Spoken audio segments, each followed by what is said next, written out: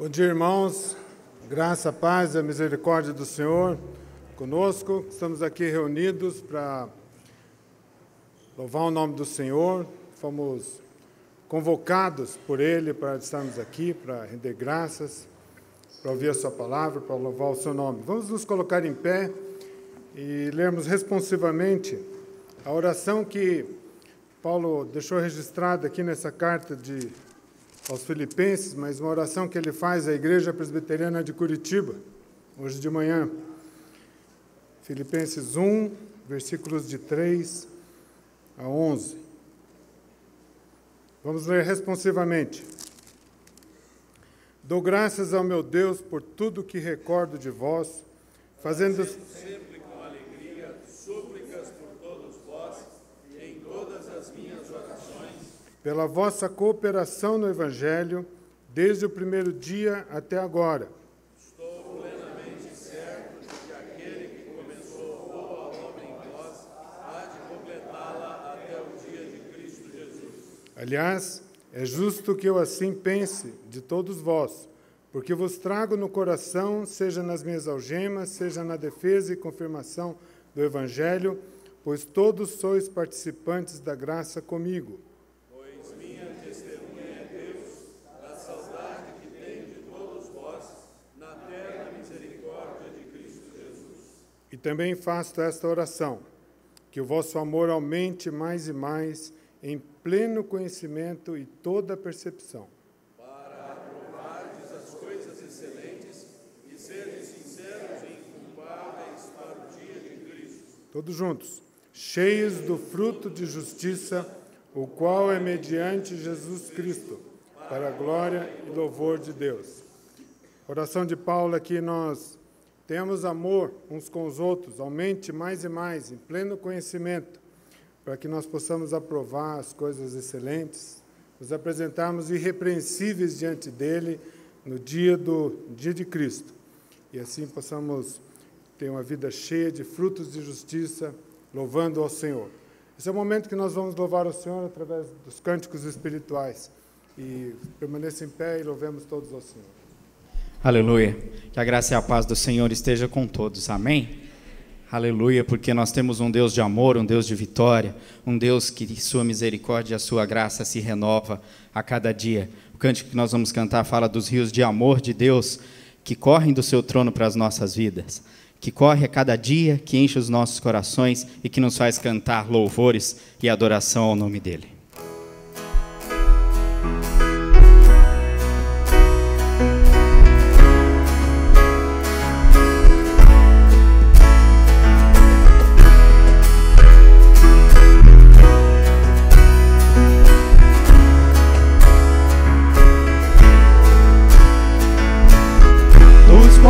Correm para o mar, teus rios de amor me. Eu abrirei meu coração, deixando a tua cura entrar. Me alegro por te ver vencer, levantarei as minhas mãos, e o teu amor me alcança e me faz louvar-te. Cantarei teu amor pra sempre, cantarei teu amor pra sempre. Cantarei teu amor pra sempre, cantarei teu amor. Dos montes correm para o mar, teus rios de amor me. Eu abrirei meu coração, deixando a tua cura entrar. Me alegro por te ver vencer, levantarei as minhas mãos, e o teu amor me alcança e me faz louvar-te. Cantarei teu amor pra sempre, cantarei teu amor pra sempre, cantarei teu amor pra sempre, cantarei teu amor. Meu coração exultar, com alegria eu canto. Conhecerá-te, ele se encherá com a tua alegria. Cantarei teu amor pra sempre.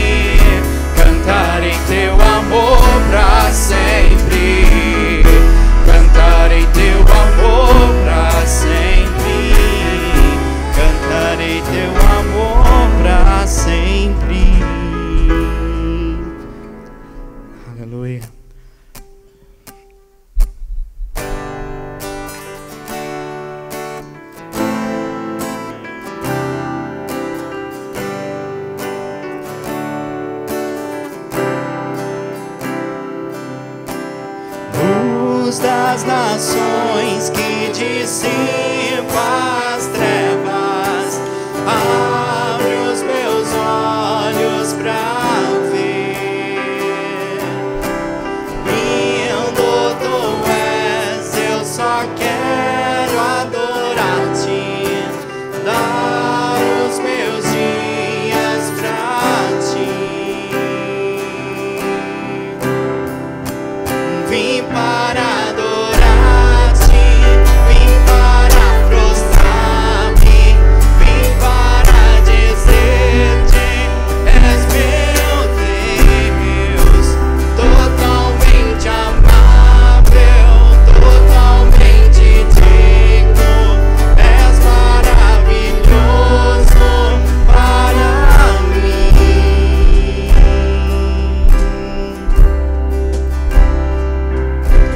Rei sobre tudo, tu és exaltado, entronizado nos céus. Humildemente vieste à terra e se entregou por amor. Vim para adorar-te, vim para prostrar-me, vim para dizer-te: és meu Deus, totalmente amável, totalmente digno, és maravilhoso para mim.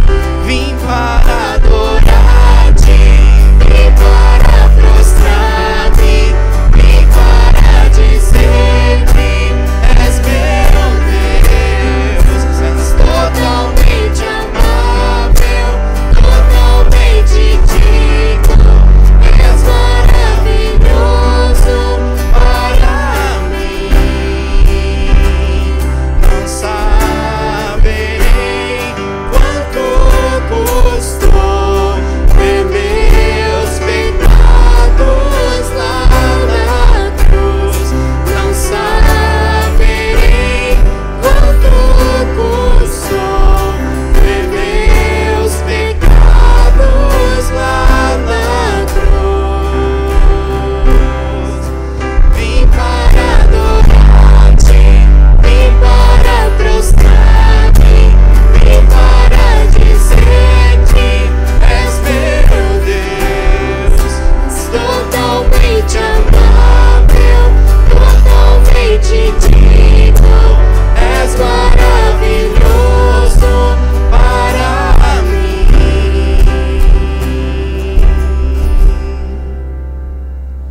Aleluia. O tema da nossa escola dominical e desse ano fala sobre a simplicidade de Jesus e o quanto essa simplicidade alcançou as nossas vidas. O seu amor, a sua dedicação, a sua entrega. E é desejo do meu coração, e eu queria que fosse o teu também, que o Espírito Santo de Deus ministrasse na sua vida de uma forma especial, que a gente pudesse ser simples como Jesus foi, e que pudéssemos alcançar a cada dia mais a sua graça, o seu amor, a fazer a sua vontade, a levar a sua palavra àqueles que precisam, de uma forma simples, que diz o quanto Ele nos ama.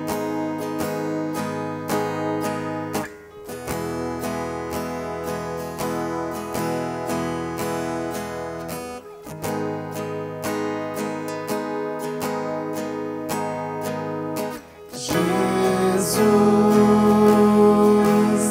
eu quero ser igual a ti. Quero amar a quem tu amas. Quero estar onde tu estás. E um coração igual ao teu. E um coração igual ao teu. Eis-me aqui, disponível eu estou.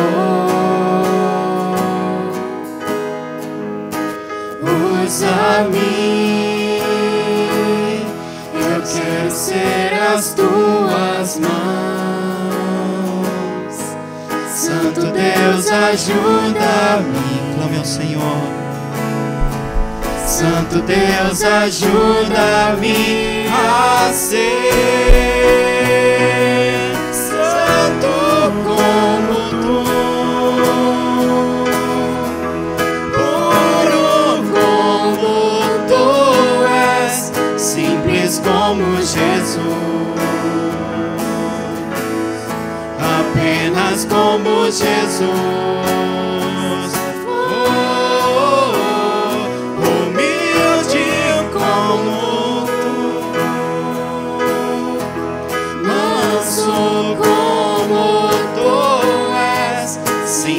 Como Jesus, apenas como Jesus. Do início de novo. Aleluia, Pai, obrigado pelo teu amor que ministra em nossas vidas, Jesus. Abençoa o teu povo que está reunido aqui.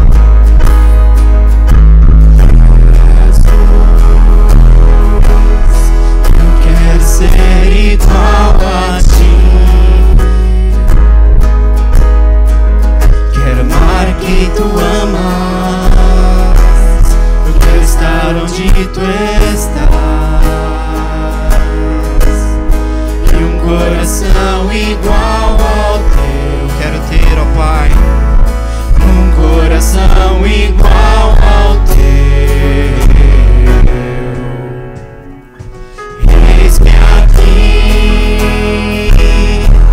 Disponível eu estou, usa-me, eu quero ser as tuas mãos. Santo Deus, ajuda-me. Santo Deus, ajuda-me a ser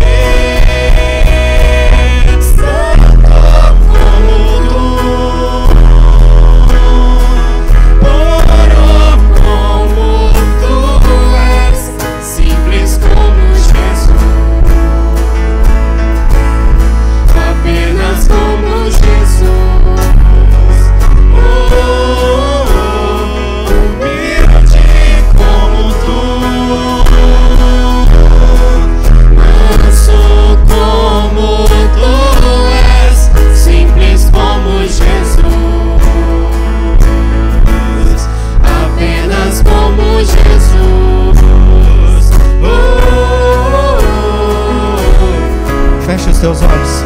Senhor, nosso Deus e nosso Pai, nós estamos reunidos na tua casa para te louvar, para engrandecer o teu nome, Senhor, e dizer que tu és altíssimo, que tu és soberano, que tu és o único Deus que é digno de todo louvor, de toda honra, de toda adoração. Nós nos rendemos a ti, confessamos que somos falhos e precisamos do Senhor, ó Pai. Queremos que o Senhor ministre em nossas vidas, que aceite o nosso louvor, porque queremos te adorar.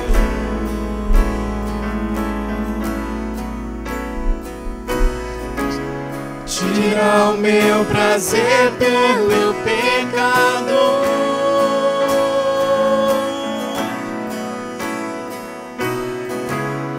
coloca o caráter de Jesus em mim.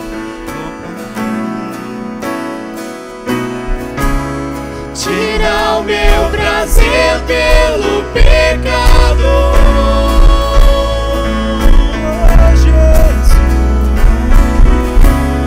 coloca o caráter de Jesus em mim.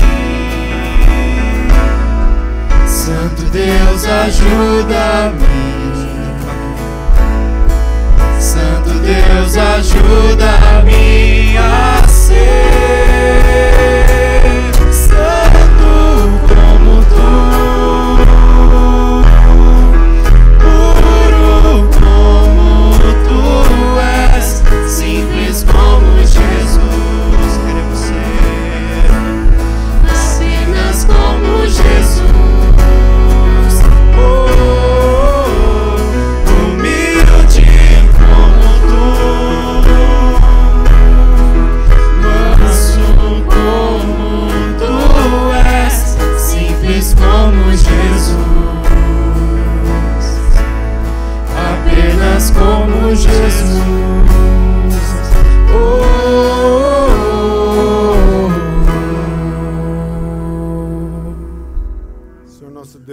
Pai. Estamos aqui diante do Senhor para louvar o Teu nome, para reconhecer, Pai, Tua maravilha, Tua soberania, render louvor e glórias ao Teu nome. Agradecer, Pai, pelas bênçãos que o Senhor nos dá todos os dias. Agradecer, Senhor, pelo sangue de Jesus que nos reconciliou com o Senhor.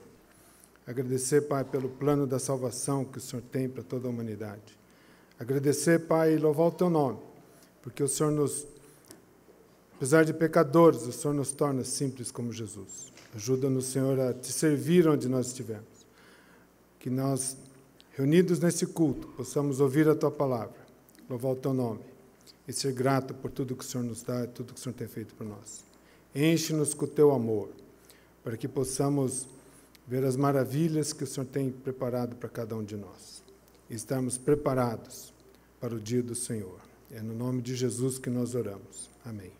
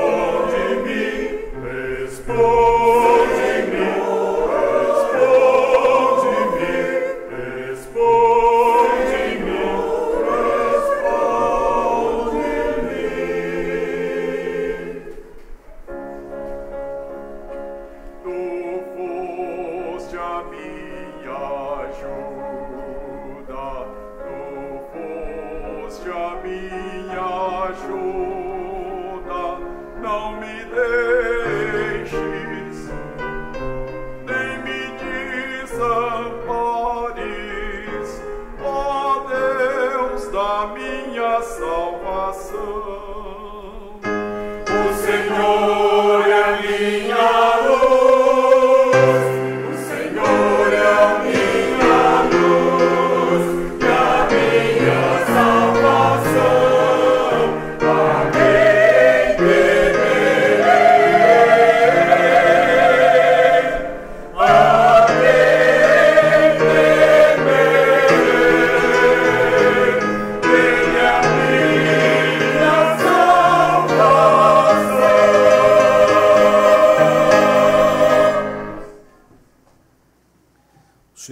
nossa luz, e por isso nós fomos constituídos em luzeiros do mundo, o mundo que está em trevas. A luz não é de nós mesmos, não se origina em nós, é a luz de Cristo que resplandece em nossos corações.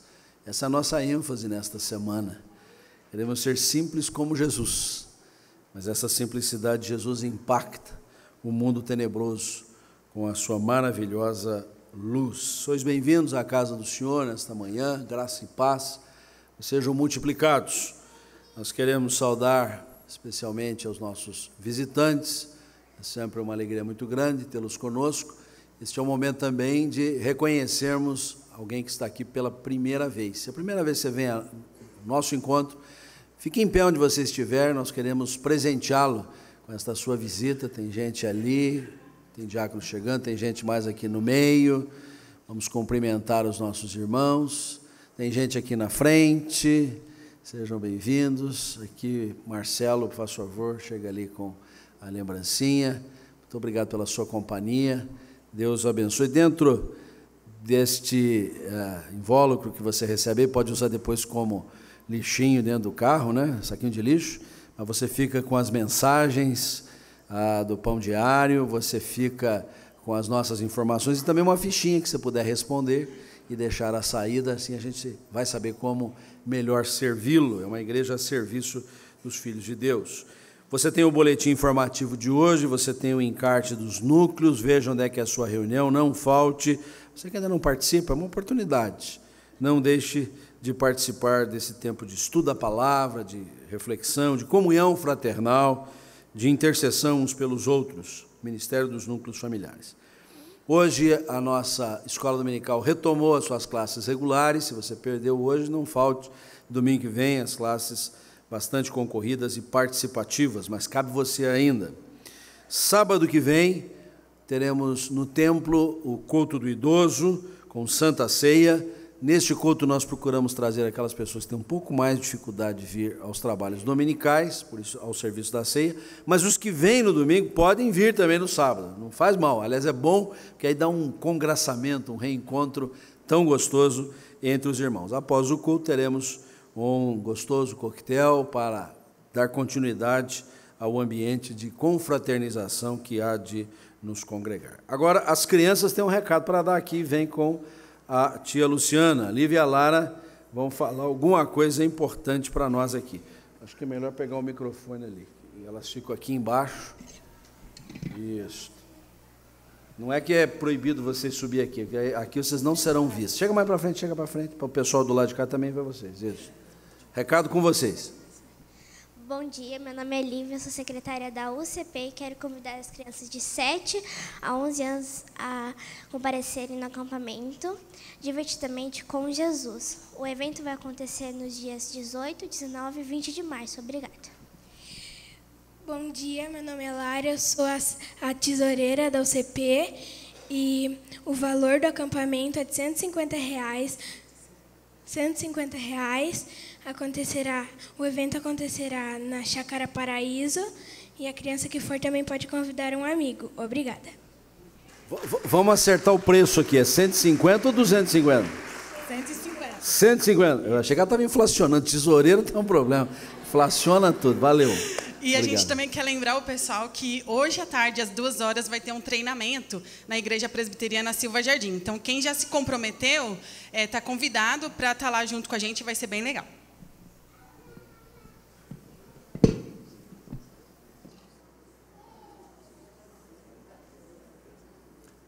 Mateus 5, 14 a 16, um dos pontos culminantes do Sermão do Monte, quando Jesus diz assim: vós sois a luz do mundo. Não se pode esconder a cidade edificada sobre um monte, nem se acende uma candeia para colocá-la debaixo do alqueire, mas no velador, e alumia todos os que se encontram na casa.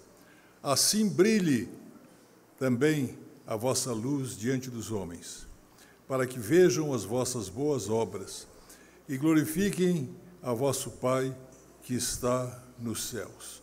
Nós não temos luz própria, Nós só podemos brilhar quando a energia que vem de Jesus, a luz, fonte de luz, quando estamos ligados a Ele, que podemos brilhar. E assim brilhe a vossa luz diante dos homens, para que vejam as vossas boas obras e glorifiquem a vosso Pai que está nos céus. Vamos orar a nosso Deus, pedindo que Ele sempre mantenha em nós a sua luz bendita.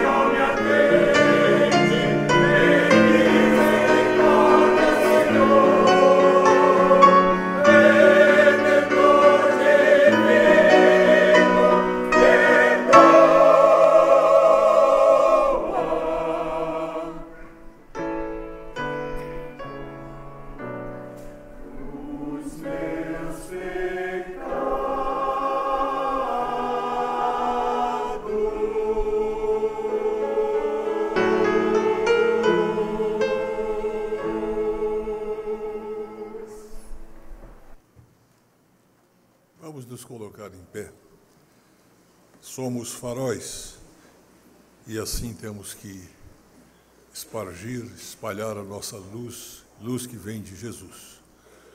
Senhor nosso Deus, nosso Pai, nós te damos graças porque nos chamaste das trevas para a tua maravilhosa luz. Já não somos escravos das trevas, não somos mais cidadãos do reino do pecado, mas somos cidadãos do reino da luz. Nós te agradecemos, porque não fizemos isso sozinhos. Isso não foi nossa obra, nem nossa conquista. Isso nos veio pelo sacrifício de Cristo Jesus. Ele que nos tornou seu povo, povo eleito, chamado das trevas para a sua maravilhosa luz. Nós te agradecemos, Senhor, porque tu nos deste este privilégio e esta comissão, este compromisso de sermos luzeiros no mundo, deste mundo cheio de corrupção, cheio de pecado, e assim brilhe a nossa luz, através das nossas boas obras, para que os homens vejam a luz que é de Jesus Cristo. Somos testemunhas desta luz. Abençoa, Senhor, cada filho e filha que tu trouxeste para esta luz, para que estejam sempre brilhando, estejamos sempre espargindo, espalhando esta luz maravilhosa. Dá-nos a tua paz, a tua luz e a tua graça. Nós te pedimos e nós te agradecemos quando oramos como Jesus nos ensinou, dizendo: Pai nosso que estás nos céus, santificado seja o teu nome. Venha o teu reino, seja feita a tua vontade, assim na terra como no céu. O pão nosso de cada dia nos dás hoje, e perdoa-nos as nossas dívidas, para que nós perdoamos aos nossos devedores. E não nos deixes cair em tentação, mas livra-nos do mal, pois teu é o reino, o poder e a glória para sempre. Amém. Pode ser. Salmo 108, os primeiros 4 versículos, Cântico de Davi, Salmo 108, 1 a 4. A Bíblia nos diz assim: Firme está o meu coração a Deus, cantarei e entoarei louvores de toda a minha alma. Despertai, saltério e harpa, quero acordar a alva. Render-te-ei graças entre os povos, ó Senhor. Cantar-te-ei louvores entre as nações. Porque acima dos céus se eleva a tua misericórdia e a tua fidelidade para além das nuvens. Estamos alcançando o final do segundo mês deste 2016, imprevisível. As expectativas não são grande coisa. 2015 não foi bom, 2016 pode ser pior. Mas a fidelidade do Senhor está sobre o seu povo. O Senhor tem sido maravilhoso para conosco. E o salmista reitera esta mensagem e nos torna lembrados de que a fidelidade do Senhor, como a sua misericórdia, estão bem elevadas, estão bem destacadas, e nós podemos admirá-las, observá-las.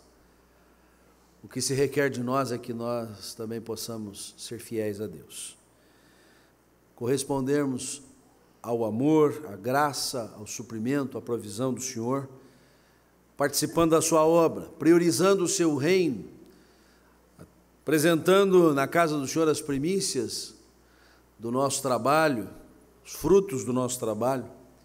E por isso, nesse momento do culto, de gratidão, de louvor, onde declaramos que o nosso coração está firmado no Senhor, queremos também mostrar a nossa fidelidade para com Ele. Vamos, pois, apresentar as nossas ofertas, dízimos, compromissos, neste espírito, na certeza de que, mesmo um cenário muito desagradável, nós estamos confiados no Senhor e não vamos faltar com a obra do Senhor também. Enquanto cantarmos o hino 63, que nos conclama a contar as bênçãos que o Senhor tem dado a nós, vamos dedicar o nosso ofertório. Hino 63.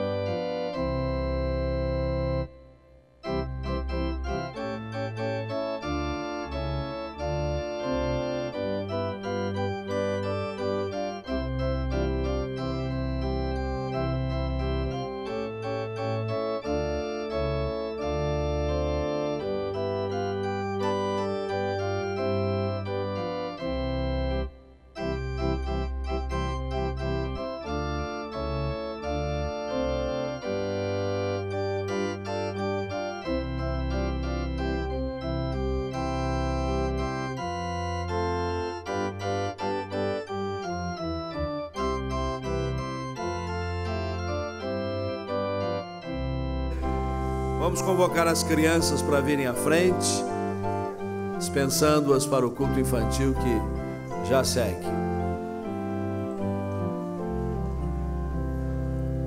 Seja o teu combate longo ou breve aqui, não te desanimes, Deus será por ti.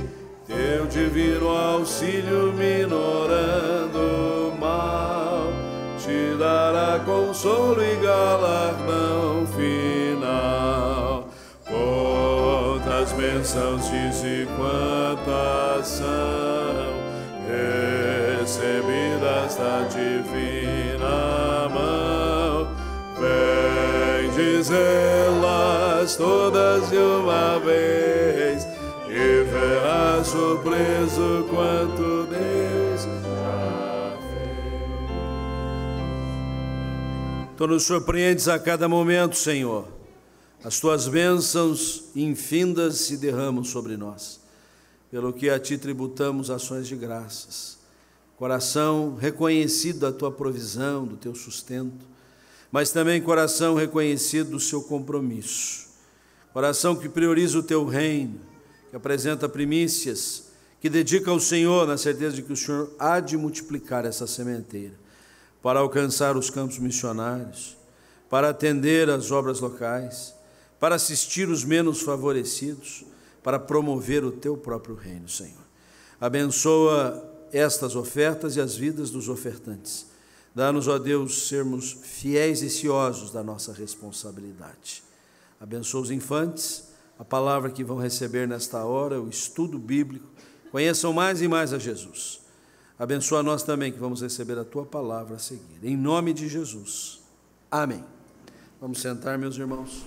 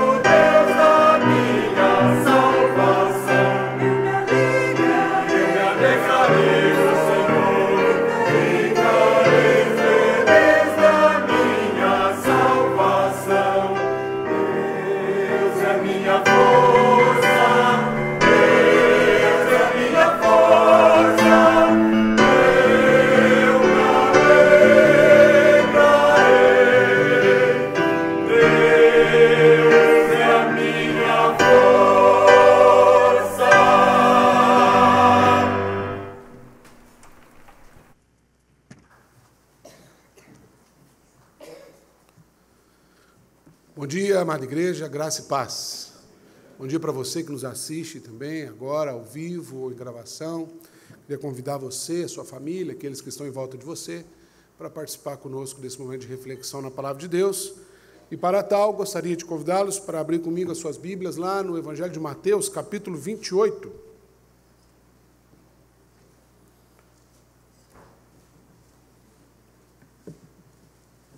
Evangelho de Mateus, capítulo 28.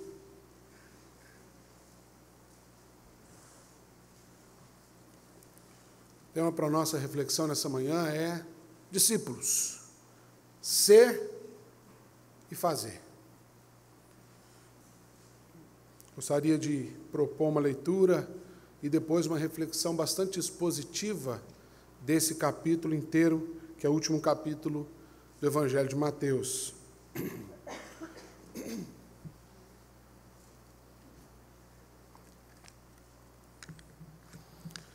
Que diz assim: no findar do sábado, ao entrar o primeiro dia da semana, Maria Madalena e a outra Maria foram ver o sepulcro. E eis que houve um grande terremoto, porque um anjo do Senhor desceu do céu, chegou-se e removeu a pedra e assentou-se sobre ela. Seu aspecto era como um relâmpago, e a sua veste alva como a neve. E os guardas tremeram espavoridos e ficaram como se estivessem mortos. Mas o anjo, dirigindo-se às mulheres, disse: não temais, porque sei que buscais Jesus que foi crucificado. Ele não está aqui. Ressuscitou, como havia dito. Vinde ver onde ele jazia.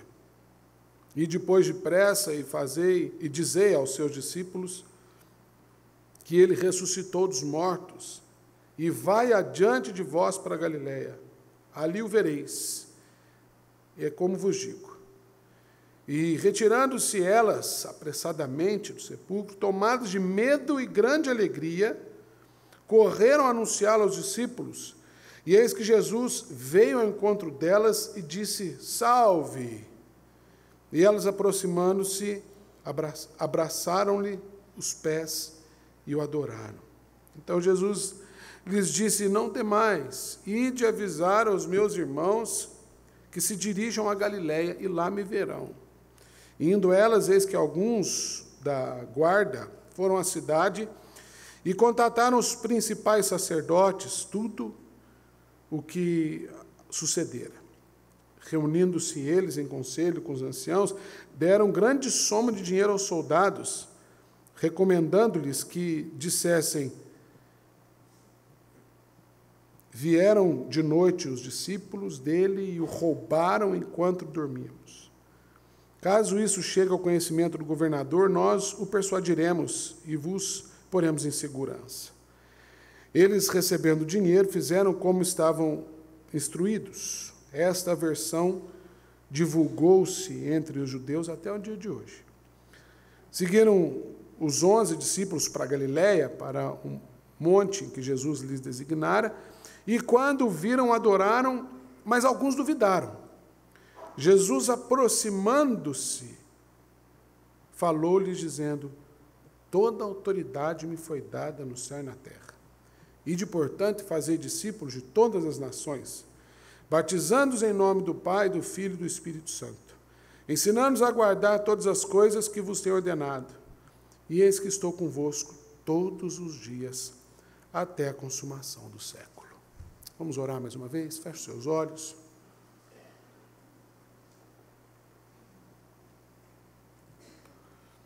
Pai, é com muito temor e tremor que nós estamos diante da sua palavra. Não há nenhum conhecimento nosso suficiente para interpretá-la à luz daquilo que o Senhor está nos dizendo. Somente podemos fazer isso pela ação do seu Espírito no nosso meio. Quando a tua palavra ministra o nosso coração, Senhor, nós somos transformados, nós somos mudados, nós somos tocados. E a tua palavra, ela é a revelação do Senhor para nós. Por isso, Pai, novamente, com muito temor e tremor, nós clamamos: fala conosco. Tu estás aqui neste lugar. Ministra o teu povo que se assenta para ouvir a tua voz, e não a voz desse que fala. Em nome de Jesus. Amém. Ser e fazer discípulos. É interessante como que a vida vai passando e a gente sempre está à espera de algo. Quem está em sã consciência está vivendo a vida esperando alguma coisa acontecer. Agora, normalmente, de alguma forma, direta ou indiretamente, a gente sempre espera algum tipo de tragédia. a gente cuida da saúde porque a gente tem medo de morrer. A gente acumula dinheiro, ou o que a gente puder, para tentar cuidar daqueles que vão vir depois da gente, dar uma segurança para eles. Enfim, de alguma forma, parece que aquilo que a gente espera está sempre ligado a alguma tragédia que aconteceu, que está para acontecer. E esse texto que a gente leu começa justamente expondo isso para nós. O texto começa dizendo que no findar do sábado, ao entrar o primeiro dia da semana, as duas Marias foram ver Jesus no sepulcro. É incrível como que o sobrenatural que advém das promessas que foram nos dadas pelo próprio Cristo, a elas, mas também a nós, ainda é coisa surpreendente para nós.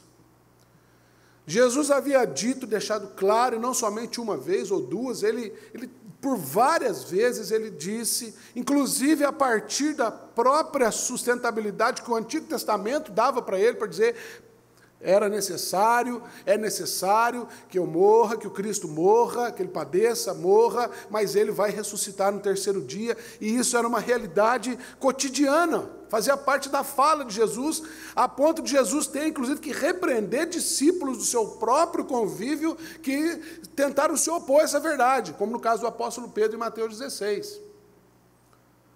Mas a tragédia da morte de Jesus tomou conta do coração daquele grupo apostólico, daqueles discípulos, de certa forma, que elas decidem ir ao sepulcro. Mas eis que houve um grande terremoto, versículo 2, porque um anjo do Senhor desceu do céu, chegou-se, removeu da pedra e assentou-se sobre ela. Meus irmãos, eu fico imaginando uma visitinha minha ao cemitério, e eu chego lá e me deparo com um baita de um anjo sentado dizendo, boa tarde. Ou bom dia, boa noite, acho que é pior ainda. Né? Você imagina essa cena? Agora, no caso de Jesus, eu acho que a motivação de ir ao sepulcro devia ser justamente essa. E não a surpresa. Porque olha o que o anjo diz. Não temais, porque eu sei que buscais Jesus que foi crucificado. E logo na sequência ele deixa claro, gente, só tem uma questão. Ele não está aqui. Como havia dito. É incrível que o anjo diz assim, vocês estão buscando um Deus morto. E elas saem de lá, na sequência do texto, versículo 6, encontrando um Deus ressurreto. Essa dinâmica de buscar um Deus morto, encontrar um Deus ressurreto, é sempre aquilo que acontece quando a gente se ajunta como igreja para buscar aquele que a gente está adorando aqui. Como grande parte das nossas expectativas ou da nossa esperança gira em torno de tragédias, quando nós nos deparamos com a realidade do Evangelho, a gente não encontra um Deus morto, mas um Deus que está vivo. Agora, geralmente, a causa da nossa frustração com Deus é causada por causa da nossa amnésia espiritual. Lucas, no finzinho do capítulo do seu evangelho, ele conta a história de dois discípulos, Cleopas e o seu companheiro, que estavam indo de Jerusalém de volta para Emaús, depois justamente dessa cena, talvez um fato muito paralelo a esse. E eles vão indo assim com aquele pensamento, rapaz, que decepção. Eu achava que agora ia dar certo, agora... E de repente o próprio Jesus se aproxima. E é incrível como que esse texto vai desenrolando em Lucas 24, e eles vão andando com Jesus, e Jesus, inclusive, ele começa a falar, o texto diz que Jesus começa a partir dos profetas, passando pela lei, aliás, partindo da lei de Moisés e os profetas, invertendo, ele começa a mostrar para eles a verdade sobre aqueles fatos, e eles vão andando com Jesus, chegam ao ponto de repreender Jesus, chamando ele de um alienado. Eles vão para Jesus: por que você está perguntando que a gente é triste? Que mundo que você estava? Você não soube o que aconteceu em Jerusalém? Ele fala: não. Amnésia espiritual. Nós conhecemos a palavra de Deus, nós temos o testemunho dos antigos, nós temos o testemunho dentro, às vezes, da nossa própria história, do poder de Deus, da verdade que nos é revelada, do amor de Deus, que encobre a multidão dos nossos pecados, que restaura os nossos relacionamentos, que muda a nossa história. Mas quando a gente se vê diante de algum percalço, a gente bate uma amnésia e a gente fica louco. Parece que a gente vai novamente ao sepulcro buscar um Deus morto. E essa amnésia, principalmente no que tange a essa missão inabalável, a essa missão inadiável de Deus. Nós perdemos o fio da meada da história, que revela um Deus que está em missão, e que tem uma missão muito clara: veio buscar e salvar o incrédulo, o perdido, o pecador. Tudo que Deus faz, desde o primeiro versículo da Bíblia ao último versículo da Bíblia, independente da sua cronologia, do seu cronograma, é dizer: eu estou em busca daqueles que são meus. Tudo. A Bíblia é essencialmente um livro missionário. E é interessante como que isso começa a acontecer, quebrando alguns paradigmas, porque quando o anjo aparece e diz para elas que Jesus está ressurreto, ele não fala assim: agora vocês vão para a igreja, agora vocês vão lá para o templo de Jerusalém, porque lá que é o lugar onde Deus está. Ele não diz isso. Versículo 7 diz: ele ressuscitou dos mortos e vai adiante de vós para a Galileia. Nos versículos 7, versículo 10, versículo 16, a gente vê que Jesus vai se encontrar com os discípulos na Galileia, num campo missionário, fora dos limites daquele lugar que seria óbvio onde ele estaria, inclusive onde o seu próprio corpo parecia estar. Mas o encontro, de fato, acontece, o primeiro encontro aqui a caminho da Galileia, mas onde Jesus aparece, no final do texto onde a gente vê, é no campo missionário, é na Galileia, é na periferia. Mas voltando aqui ao sepulcro, versículo 8: e retirando-se elas apressadamente do sepulcro, olha essa expressão que interessante, tomadas de medo e grande alegria. A gente encontra aqui a fórmula do temor. É a descrição de como nós precisamos nos portar diante de Deus. É uma mistura de medo com uma euforia esquisita, uma alegria que não tem como você comunicar. Reverendo Jair Davi Laurindo, que foi meu pastor por muito tempo lá no sul de Minas Gerais, em Passa Quatro, ele definiu o temor do Senhor de um jeito que eu nunca mais esqueci. Ele dizia: temer a Deus é levar Deus a sério. Temer a Deus não é ficar com medo de Deus.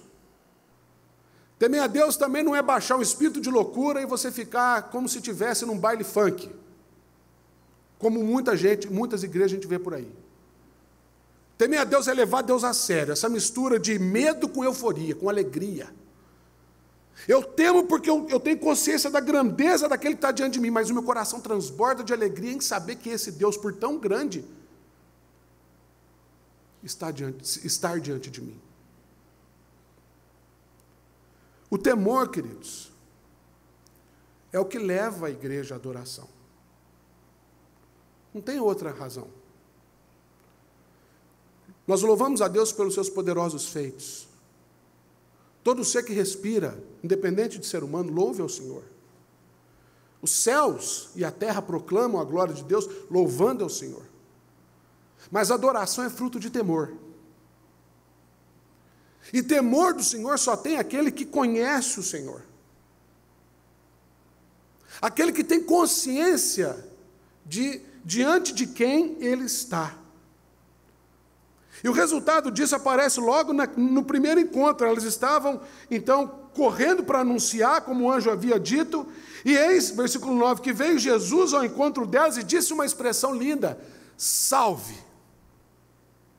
Essa palavra salve, né, no termo original, quero, um termo grego, que poderia ser traduzido para nós como regozijar-se em extrema alegria. Esse salve não é só um cumprimento, mas é como se ele está dizendo aqui, assim, regozijem-se plenamente, eu estou aqui. Eu estou aqui. Sabe, esse é o resultado da verdadeira adoração. Quando nós chegamos aqui, cantamos essas canções e nos reunimos em culto, o que deve encher o nosso coração é saber, salve. Ele diz salve, ele está aqui, vivo no meio de nós. Agora, desde o episódio lá no jardim, em Gênesis 3, todos os lugares onde o homem está se tornaram em lugares de corrupção. Isso é abrindo um parêntese. Parece que não tem muito a ver, mas eu fiz questão de ler esse trechinho de 11 a 15, porque a história ela tem no mínimo dois lados, né? Toda história tem no mínimo dois lados. Enquanto está acontecendo algo fantástico de um lado, Jesus aparecendo, dizendo salve, ele está vivo. Por outro lado, e paralelo à mesma história, os soldados, eles partem dali, correm para aqueles que haviam mandado matar Jesus e falam, gente, vocês não acreditam, ele ressuscitou. Era verdade o que aqueles malucos falavam, e a gente viu, e bate um desespero. E aí o que acontece?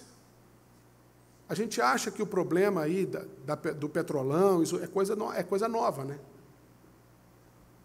Não é não, gente? Olha, vamos fazer o seguinte, quanto você quer para ficar quieto? Não é isso que o texto está dizendo? Quanto vocês querem para ficar quietos?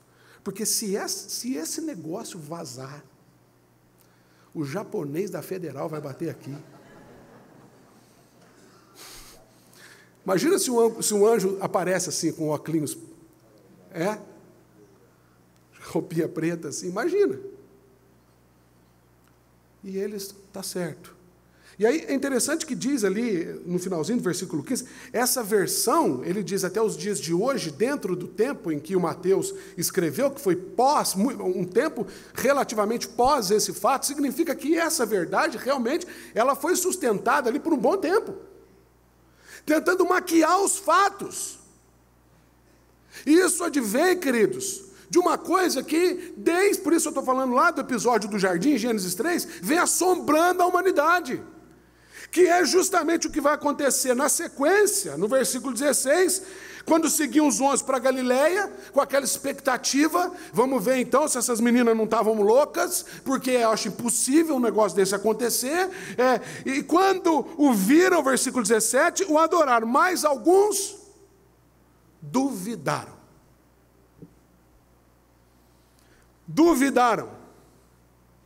O termo aqui original, ele significaria para nós algo que passa a ter duas direções. A dúvida é aquilo que divide a opinião. A dúvida é aquilo que gera no nosso coração a corrupção, porque a corrupção é a mãe da incredulidade. O contrário ajuda a gente a perceber isso. Quando não há corrupção, há crédito, há credulidade. Por que nós estamos vivendo, para um paralelo com a situação no nosso país, toda essa crise? Porque não tem credibilidade, economicamente falando. Por que não tem credibilidade? Ou seja, há uma incredibilidade. Por causa da corrupção. Então a dúvida, ela é a mãe da corrupção. E a corrupção é a mãe da incredulidade. E Jesus se depara com essa realidade entre aqueles que eram para ser os que talvez tivessem com a maior expectativa de que ele está vivo. Talvez assim, fazendo aqui uma interpretação, né, pedindo licença, eu imagino o coração de Jesus assim: eu vou encontrar os meus amigos, eu vou encontrar os meus apóstolos, eles devem estar me esperando com um banquete, eles devem estar me esperando com uma festa, porque eu estou aqui, eu estou vivo, e Isás. E quando ele chega, está aquele povo assim, adoraram alguns, mas aqueles assim, gente, é uma visagem esse negócio aí, gente, é uma visagem. Porque eles já tinham tido uma visagem, né? Visagem é um termo que eu aprendi aqui no Paraná, para dizer assombração. É um fantasma. É incrível como que um fantasma está sempre pairando a fé daqueles que andam com Jesus. A gente prefere acreditar que é um fantasma, que é uma visagem, que é seja lá o que for, menos ver Deus no negócio. Isso porque nós ainda temos a palavra dele, da própria boca, dizendo: sou eu. Não temam, sou eu. Por que é importante a gente ter toda essa visibilidade? Para a gente entender o que vem na sequência. Para falar de discípulos, de fazer discípulos, a gente podia ler só a perícope de 18 a 20, como a gente geralmente faz. Mas nós precisamos entender esse pano de fundo. Porque agora a gente passa a ler o que vem a ser grande comissão, dentro desse contexto.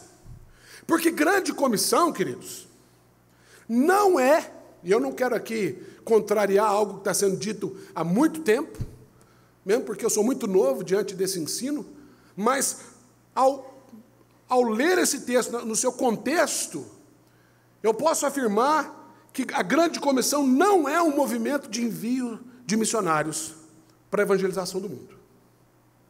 A grande comissão, na verdade, é, antes de tudo, um processo de formação de discípulos. O resultado disso vai ser o envio de missionários, vai ser o apoio à igreja sofredora, como nós temos a Mais, representado pelo presidente dela aqui, o Maia, que está aqui com a gente. Vai ser um movimento com uma visão mundial, que vai cuidar das crianças, e nós temos aqui o desdobramento da formação de discípulos. Os desdobramentos são inúmeros. Um deles é ir às nações. Porque daí a gente vai entender aqui, olha, que esse processo, como é que funciona esse processo de formação de discípulos? Ele, antes de qualquer coisa, ele é caracterizado por algumas iniciativas básicas e fundamentais, através das quais essa evangelização, ela se torna possível. Primeiro delas, olha aí comigo, versículo 18, Jesus aproximando-se. Essa palavra aproximação, ela, na sua origem, ela quer dizer ir em benefício de. Não é só chegar perto. Aproxima do seu irmão aí, você dá aquela chegadinha assim, né? Oi, tudo bem? Quem que é? Ainda mais numa igreja grande como essa, às vezes a gente senta e diz: oi, Pai Senhor, irmão, Pai Senhor. De repente ele levanta como visitante e diz: prazer. É normal, é normal. Isso é estar perto. Porque a aproximação é quando eu vou em benefício. Eu posso não saber quem você é, mas eu chego, te dou um abraço e digo assim: quem é você? Eu estou à sua disposição, quem que eu posso te ajudar? Isso é ir em benefício, ou seja, a primeira coisa que o texto nos revela é um Cristo que vem em nosso benefício. Em benefício da incredulidade, em benefício da dúvida, em benefício do assombro, do medo, da insegurança que estava instalada por causa da falta que Jesus fez durante aqueles 3 dias. Mas esse é o primeiro fundamento básico do discipulado. Não adianta nada a gente mandar todo mundo que está aqui para o mundo inteiro, se nós não formos em benefício do mundo inteiro. É por isso que a gente está falando de um Deus que encarnou na história. O Antigo Testamento revela Deus manifestando na sarça, Deus manifestando num jumento, Deus manifestando sem poder ser visto, no vento, de tudo que é jeito da natureza. Mas o Novo Testamento revela um Deus que se manifesta em carne e osso, porque vem em benefício de cada um de nós, que fala a nossa língua, que sente o que a gente sente, como nós acabamos de cantar, nos desafiando a ser como Ele foi, santo como Ele é, humilde como Ele é, empático.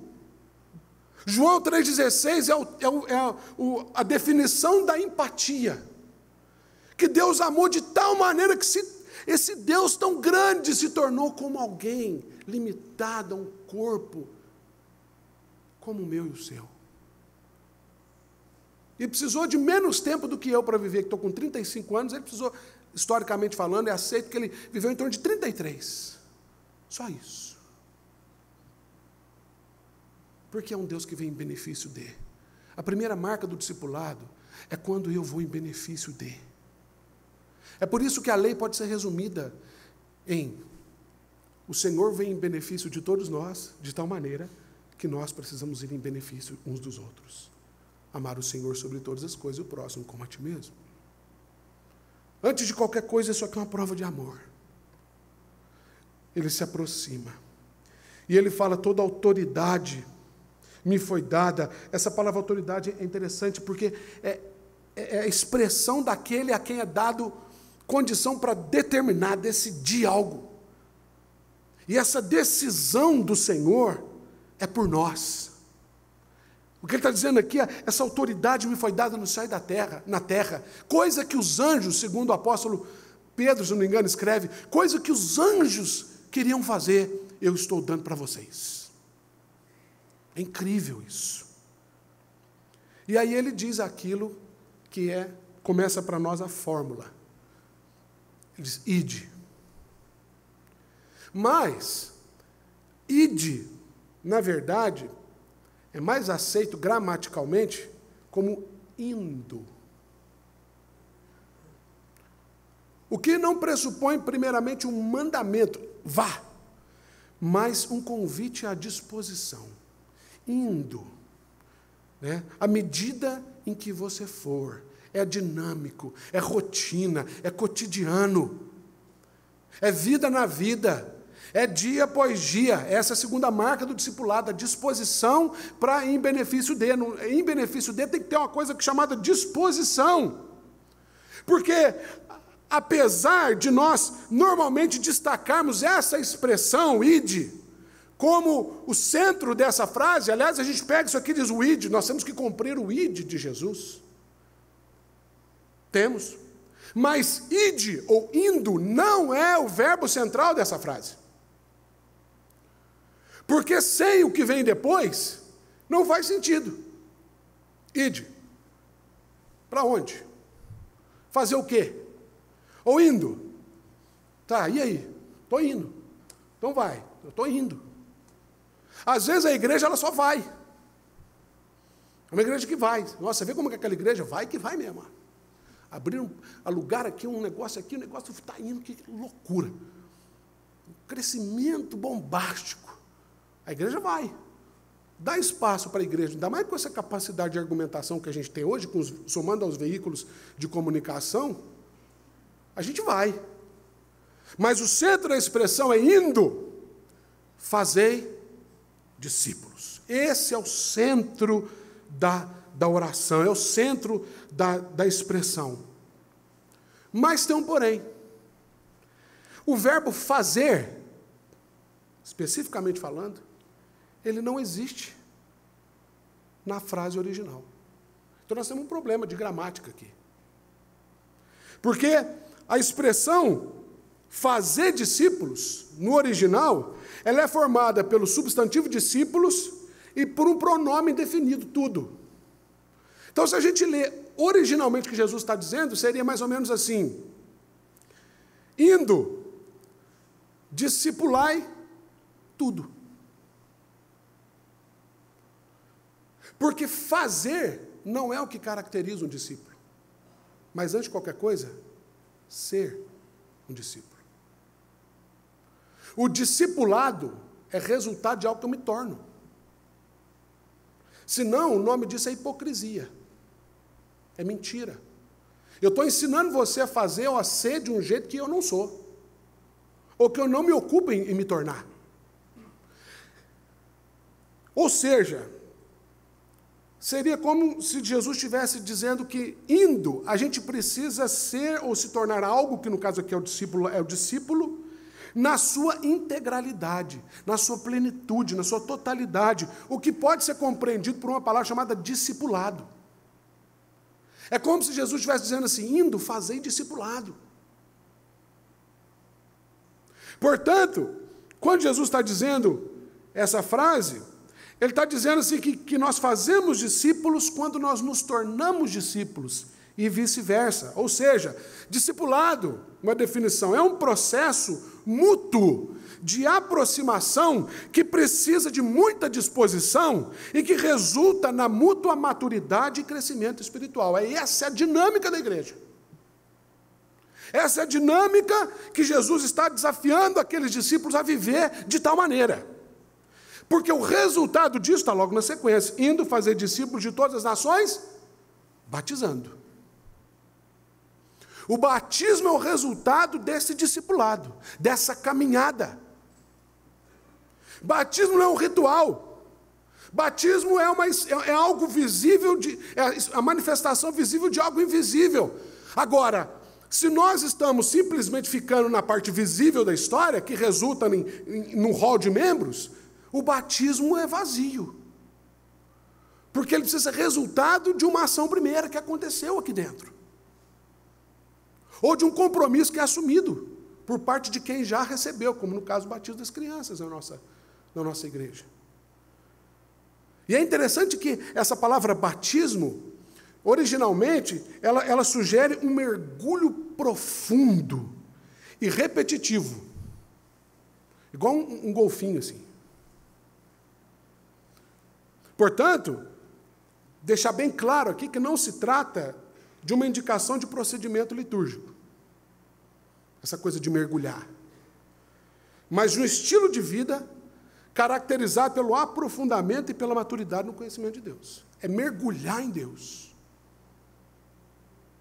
Então você pode mergulhar na piscina, no brejo, você pode jogar água de lado, de cima. Se não tiver um mergulho profundo no Senhor, não tem batismo. O que tem é ritual para inglês ver. E o resultado que sustenta o batismo, então note que é uma coisa costurando a outra. Quando a igreja vai indo, se tornando discípulos, fazendo discípulos, começa a haver, o batismo passa a ser uma realidade, a igreja vai aprofundando, vai crescendo, e aí precisa de algo que vem na sequência, batizando em nome do Pai, do Filho e do Espírito Santo, e também ensinando. Ensinando o quê? A guardar todas as coisas que eu vos tenho ensinado. Aqueles que são batizados precisam também ser ensinados. E guardar os mandamentos é para Jesus, antes de qualquer coisa, queridos, o resultado do nosso amor por Ele. João capítulo 14, versículo 15. Se me amais, guardareis os meus mandamentos. Ou seja, é um relacionamento. Ensinar não somente a letra, mas ensinar a andar com Deus. Ensinar a amar a Deus. É por isso que o escritor de Provérbios vai dizer assim, que a gente deve ensinar a criança, não tem um artigo solto ali, ensina a criança o caminho, aquela ali é a porta por onde vocês vão sair para o culto infantil. Não. A sabedoria de Provérbios diz, ensina a criança no. É um em mais o, é junto. Dá a mãozinha, vem cá que eu vou te mostrar o caminho. É relacionamento. Eu vou te levar lá. Pode deixar, eu vou te levar, eu não vou largar você lá.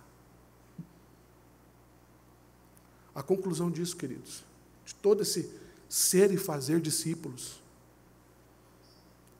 É o que Jesus diz na sequência.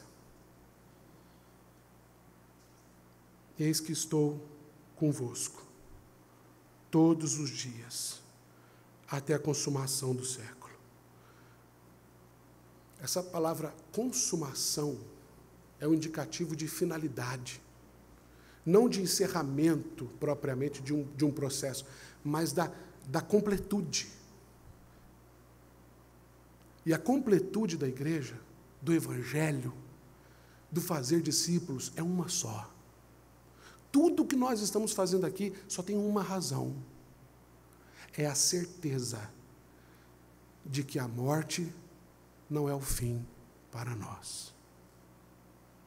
Aquilo que nos matava morreu. Aquilo que nos separava foi destruído. Porque agora nada mais nos separará do amor de Deus. Ele está conosco todos os dias. E eu desconfio que muitas vezes nós perdemos essa visão, queridos. Às vezes a gente vive a vida só aqui, olha. Às vezes a nossa vida perde o sentido quando a realidade da morte é descortinada para nós. A gente fala, mas o que eu vou fazer? Falta-nos a compreensão de que está chegando a consumação dessa existência limitada pelo pecado e pela dor. Está se abrindo a realidade daquilo para o qual eu fui feito em Deus, eternamente em Cristo Jesus. Eis que estou convosco todos os dias, até a consumação do século. Não é a existência terrena, mas é até que se complete tudo aquilo que foi feito, criado desde antes da fundação do mundo, para ser desfrutado por nós, na presença daquele que é eterno. Porque foi para isso que nós somos criados. Imagem e semelhança de Deus, caráter de Deus, essência de Deus, filhos de Deus, para viver eternamente com Deus, e não viver lá numa nuvenzinha, tocando harpa, dizendo santo, santo, santo, que é um negócio monótono.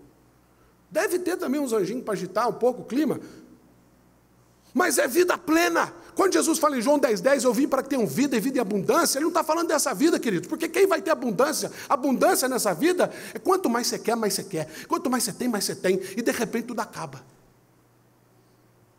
Abundância de vida é a certeza da eternidade, onde seremos plenos. E essa é a mensagem que Jesus está dizendo, indo, vocês compartilhem essa mensagem, vocês formem pessoas a partir dessa mensagem, porque é isso que a esperança humana está nisso. A esperança humana não está nessas coisas que vocês podem ver, palpar ou tocar. Porque isso gera medo, isso gera insegurança, isso é limitado, mas a esperança daquele que é um discípulo de Jesus está na eternidade. Por isso que Paulo diz, se a nossa vida se resume, se a nossa esperança se resume apenas a essa vida, o resultado é que nós somos os mais infelizes de todos os homens. Uma vida fútil, vazia, cercada de cuidados próprios. Mas quando a eternidade é uma verdade para nós, e nós vivemos a esperança, então nós passamos a ser discípulos de Jesus. Por que esses homens bomba aí, desses malucos que estão ao redor do mundo, por que eles são capazes de colocar uma bomba no corpo deles e explodir o corpo deles? Sabe por quê? Porque eles passaram a vida inteira ouvindo dos seus mestres que morrer vale a pena, que morrer é algo digno. E se eles que não conhecem Jesus estão fazendo isso, eu não estou falando para ninguém pôr bomba no corpo, gente. Pelo amor de Deus. Eu estou dizendo que o nosso amor por Deus tem que estar expressado nessa realidade, no cuidado mútuo.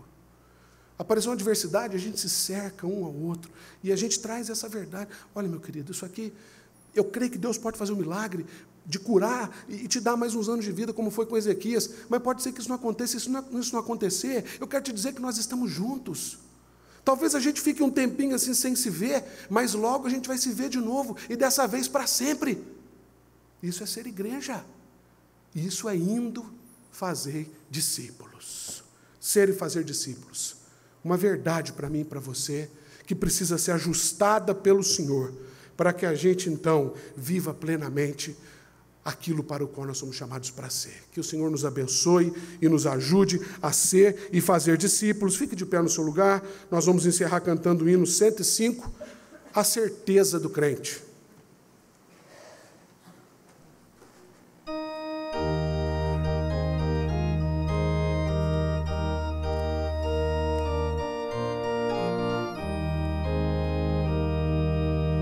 Não sei porque de Deus o amor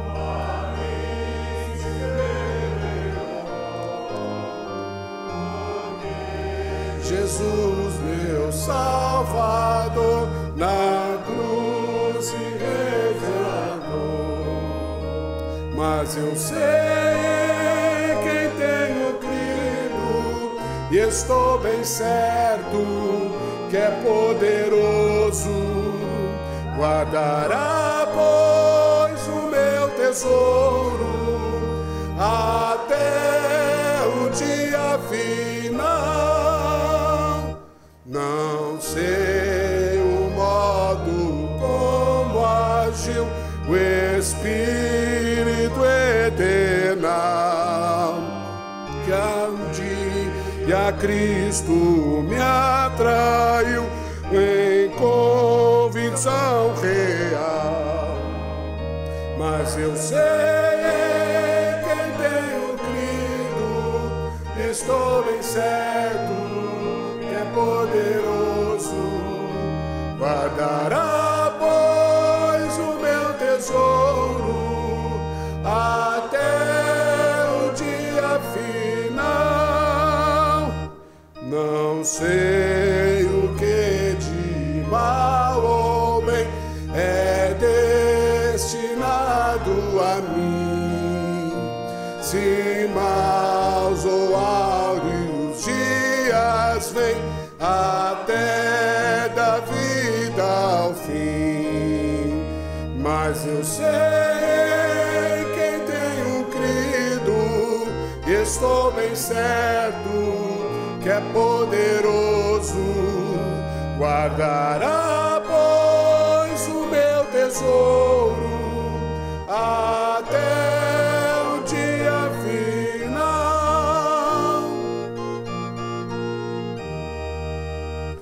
Não sei se ainda longe está ou muito perto vem a hora em que Jesus virá na glória que Ele tem. Mas eu sei em quem tenho crido, e estou bem certo que é poderoso, e guardará, pois, o meu tesouro até o dia final. Essa é a nossa esperança maior, Senhor.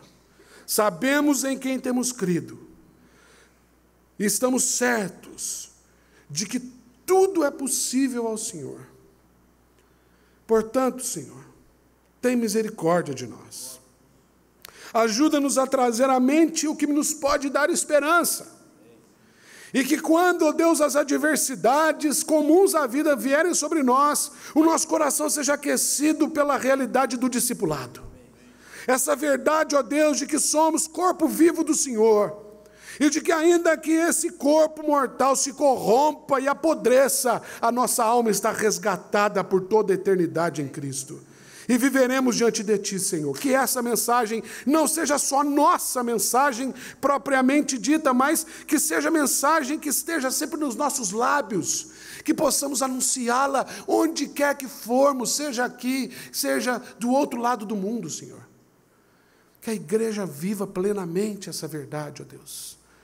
Se aqui nessa noite, Pai, alguém precisava dessa mensagem para recuperar essa verdade na eternidade, e junto com isso a esperança, a motivação, o acalento, o consolo, o encorajamento do Senhor, Pai, que o Teu Espírito faça essa obra. Encontre aqui aqueles que estão carentes dessa esperança, como eu, como tantos outros aqui. Faz a obra, porque Tu é quem operas em nós, tanto querer quanto realizar. Somos teu povo, ó Deus. Muito obrigado por essa palavra que aquece o nosso coração e que nos desafia como igreja a sermos originalmente igreja do Senhor. Que a graça maravilhosa de Jesus, o amor infinito de Deus, o nosso Pai, e o encorajamento desse Espírito que nos leva para a missão, para sermos igreja, para sermos discípulos do Senhor, repouse sobre cada um de vós e sobre vós permaneça para todos sempre. Amém. Vem, derrama a paz, vem, derrama as bênçãos sobre esse povo que se chama povo teu. Dá-nos teu amor, dá-nos tua força, para que tentações não venham a nos desviar. E a glória seja dada a ti, pelo que tens feito, pelo que tens sido, pelo que farás em nós. E a glória seja dada a ti, pelo que tens feito, pelo que tens sido, pelo que farás em nós, pelo que farás em nós. Bom domingo para você, dê um abraço quem está do seu lado, encoraje quem está do seu lado, em nome de Jesus.